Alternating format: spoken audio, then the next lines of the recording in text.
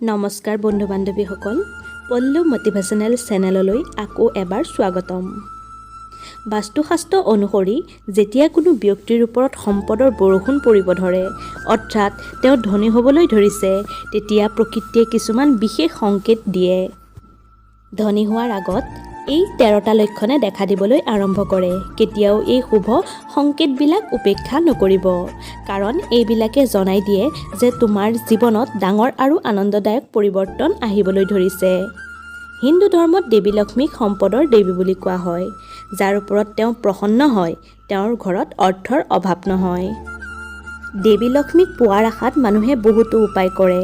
বিশ্বাস কৰা হয় যে য'ত লক্ষী দেৱী থাকে তাত কিছুমান শুভ সংকেত দেখা যায়। তেনেহ'লে লক্ষণসমূহ জানি লওঁ আহকচোন। প্ৰথমতে, হাত খজুৱা। জ্যোতিষশাস্ত্ৰ অনুযায়ী যদি কোনো পুৰুষৰ সোঁ হাত খজুৱায় তেন্তে এইটো শুভ লক্ষণ। তেওঁৰ অৰ্থ সংক্ৰান্ত সমস্যা দূৰ হ'বলৈ ধৰিছে আৰু আৰ্থিক অৱস্থা শক্তিশালী হ'ব। দ্বিতীয়তে, শংখৰ ধ্বনি শুনা। ৰাতিপুৱা উঠিয়েই যদি শংখৰ ধ্বনি শুনিবলৈ পোৱা যায় তেন্তে এইটোৱে শুভ পৰিৱৰ্তনৰ ইংগিত দিয়ে। এইটো জনায় যে বেয়া সময় শেষ হ'ব ধৰিছে আৰু জীৱনত সাফল্য পাব পাৰে। তৃতীয়তে, ঘৰত হঠাতে লাইন ধৰি থকা ক'লা পৰুৱা দেখা দিয়া। যদি হঠাতে ঘৰত ক'লা পৰুৱা শাৰী শাৰীভাৱে গৈ আছে আৰু খোৱাৰ বস্তু আগুৰি আছে তেন্তে এইটো লক্ষ্মী দেৱীৰ আগমনৰ লক্ষণ। ই ঘৰত অৰ্থ প্ৰৱাহৰ ইংগিত দিয়ে। চতুৰ্থতে, ৰাতিপুৱা দৰজাৰ সন্মুখত গৰুৱে আহি মাতিলে। যদি ৰাতিপুৱাই গৰু তোমাৰ দৰজাৰ সন্মুখত আহি মাতি থাকে তেন্তে এইটো ঈশ্বৰৰ আশীৰ্বাদ বুলি মনা হয়। সেই গৰুটোক ৰুটি বা পালেং শাক খাবলৈ দিবহে লাগে আৰু এনেকৈ খুৱাইহে বিদায় দিব লাগে। এইটো লক্ষ্মী দেৱীৰ স্বয়ং তোমাৰ ঘৰত অহা ইংগিত হয়। পঞ্চমতে, তুলসী গছৰ বৃদ্ধি। যদি ঘৰৰ তুলসী গছ খুব ঘন আৰু সেউজীয়া হৈ উঠে তেন্তে এইটো মন কৰা হয় যে শীঘ্ৰেই সেই ঘৰখনত সুখ সমৃদ্ধি আৰু সম্পদে প্ৰৱেশ কৰিব। ষষ্ঠতে, ঝাৰুৰ লগত লক্ষ্মী দেৱীৰ সম্পৰ্ক। বিশেষজ্ঞসকলৰ মতে ঝাৰু আৰু লক্ষ্মী দেৱীৰ মাজত সম্পৰ্ক আছে।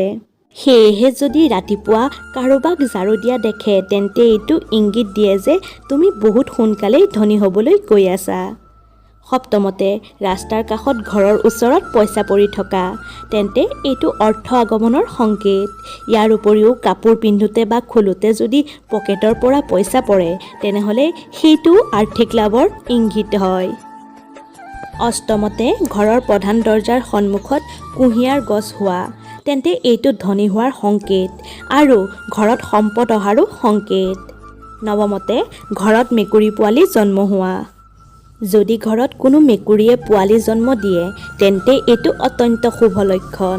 ইয়াৰ উপৰিও কোনো চৰায়ে ঘৰৰ ছাদত বা বাৰান্দাত মূল্যৱান কিবা পেলাই দিয়ে তেন্তে এইটো ভাগ্য পৰিৱৰ্তনৰ ইংগিত। লগতে চৰায়ে যদি ঘৰত বাঁহ সাজে তেনেহ'লে এইটো আৰু এটা ভাল লক্ষণ। দশমতে, হঠাতে 3টা জেঠী একেলগে দেখা তেন্তে এইটো লক্ষ্মী দেৱীৰ আগমনৰ সংকেত। যদি জেঠীকেইটা এটাৰ পিছত এটা দৌৰে তেন্তে সেইটো ঘৰৰ উন্নতিৰ লক্ষণ। দীপাৱলীৰ দিনা যদি তুলসী গছত জেঠী দেখা যায় তেন্তে এইটো আৰু বেছি শুভ। এইটোৱে প্ৰচুৰ সম্পদৰ আগমনৰ ইংগিত দিয়ে। নম্বৰ 11, ঘৰৰ সন্মুখত বাৰ বাৰ ফেঁচা দেখা। ফেঁচাক মা লক্ষ্মীৰ বাহন বুলি কোৱা হয়। যদি কেইদিনমান ধৰি ঘৰৰ আশে পাশে ফেঁচা ঘূৰে তেনেহ'লে বুজিব লাগিব যে অতি সোনকালেই মা লক্ষ্মী তোমাৰ ঘৰত প্ৰৱেশ কৰিব আৰু অৰ্থ লাভ হ'ব। নম্বৰ 12, সপোনত ৰঙা বা হালধীয়া ফুল দেখা তেন্তে এইটো অৰ্থ লাভৰ সংকেত। সপোনত মন্দিৰ দেখা বহুত শুভ আৰু ই আৰ্থিক লগতে আধ্যাত্মিক উন্নতিৰ ইংগিত দিয়ে। সপোনত ৰঙা শাৰী পিন্ধা মহিলাক দেখিলে মনা হয় যে লক্ষ্মীৰ উপস্থিতিৰ সংকেত। নম্বৰ 13, দোকমোকালিত টোপনি ভাঙি যোৱা। শাস্ত্ৰ অনুযায়ী যদি প্ৰতিদিনে দোকমোকালি 3টাৰ পৰা 5টাৰ ভিতৰত তোমাৰ টোপনি ভাঙি যায় তেন্তে জানিবা তোমাৰ জীৱনৰ দুখ দূৰ হ'বলৈ ধৰিছে। এইটো এটা ভাল লক্ষণ। লাহে লাহে সমস্যাবোৰ পাৰ হৈ যাব। ধন্যবাদ। ভিডিঅ'টো কেনে পালে লাইক এটা কৰি কমেণ্ট কৰি জনাব আৰু এনেধৰণৰ ভিডিঅ'ৰ বাবে আমাৰ চেনেলটো ছাবস্ক্ৰাইব কৰি ৰাখিব। আজিলৈ আহিছোঁ, পুনৰ লগ পাম নতুন এটা ভিডিঅ'ৰ সৈতে।